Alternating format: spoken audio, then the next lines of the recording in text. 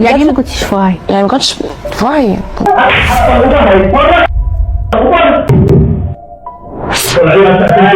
وبعد كده يبقى ممكن تروح فين؟ عند بنت صحابك الكلام.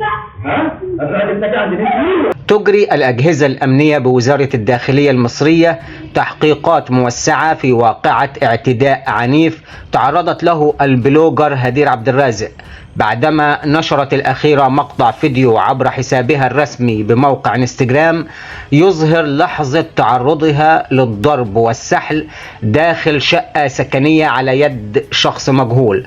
وكانت كاميرات المراقبة المثبتة داخل الشقة قد وثقت الحادثة، حيث ظهر الشخص المعتدي وهو يهاجم هدير عبد الرازق بعنف موجها لها سلسلة من الضربات المتتالية، بينما كانت تحاول الفرار أو الاستنجاد بأي شخص لإنقاذها ولكن دون جدوى، وذلك وفق لوسائل إعلام محلية مصرية. وتداول مستخدمو مواقع التواصل الاجتماعي المقطع المصور على نطاق واسع مطالبين بسرعة ضبط المعتدي واتخاذ الإجراءات القانونية اللازمة.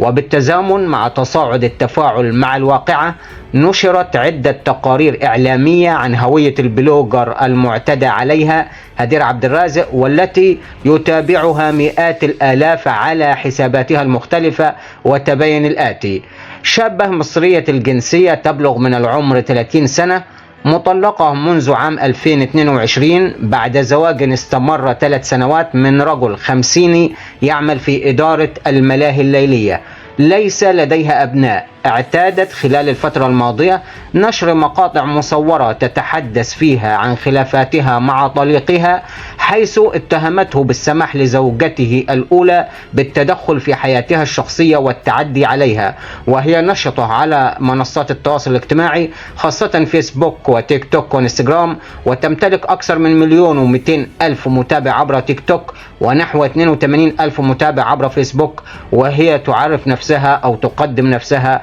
كناشطة اجتماعية على حساباتها.